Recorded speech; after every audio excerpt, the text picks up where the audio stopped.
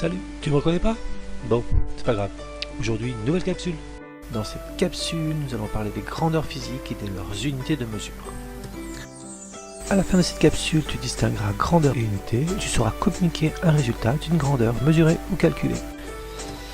Une grandeur physique, qu'est-ce que c'est? Eh bien, c'est tout ce qui peut se mesurer ou se calculer. Comme par exemple un poids, une distance, une longueur, une hauteur, une durée, une vitesse ou encore une température. Bref, tout ce qui peut se mesurer ou se calculer. Par souci de simplification dans les écritures, nous utiliserons des abréviations pour représenter des grandeurs. Par exemple, pour représenter la longueur, nous pourrons utiliser la lettre L, ou encore la lettre V pour représenter la vitesse, ou la lettre D pour la distance. On pourra aussi préciser l'objet auquel se rapporte la grandeur, comme par exemple pour écrire la température de l'air, on pourra écrire T, R.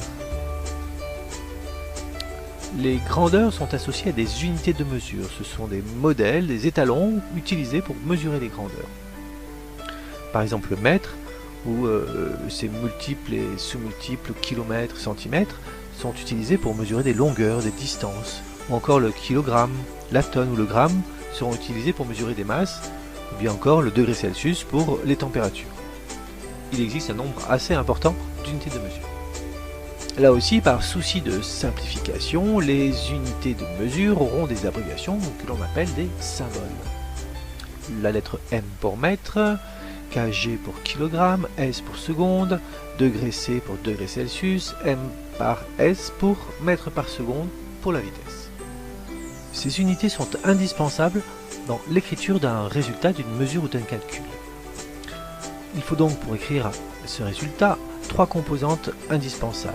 1. La grandeur, ou plutôt son abréviation. 2. La valeur, mesurée ou calculée, c'est-à-dire un nombre. Et 3. L'unité, ou plutôt son symbole. Pour mémoriser ces trois éléments, nous allons utiliser l'acronyme GVU. Grandeur, valeur, unité. T'as vu? C'est simple, tu vas voir. Prenons comme exemple la valeur de la vitesse qui est égale à 10 mètres par seconde.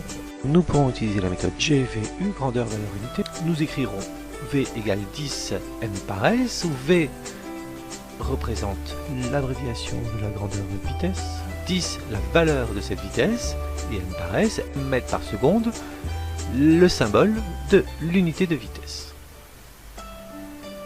Deux autres exemples, l'eau est à la température de 20 degrés Celsius, s'écrira TO égale 20 degrés C, ou encore la masse du sel est de 37 grammes, nous pourrons écrire msel égale 37 G. Il est indispensable de ne pas oublier l'unité, mais pourquoi donc? Deux écritures qui se ressemblent, V égale 10, V égale 20. S'il n'y a pas d'unité, nous ne savons pas de quoi nous parlons.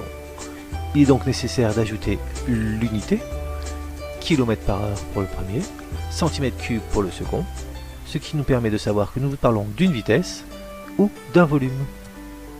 Pour résumer, une grandeur est quelque chose qui se mesure ou se calcule, elle est associée à une unité, c'est-à-dire un étalon de mesure de cette grandeur. Enfin, pour écrire le résultat d'un calcul ou d'une mesure, on écrira l'abréviation de la grandeur, sa valeur, et enfin le symbole de son unité.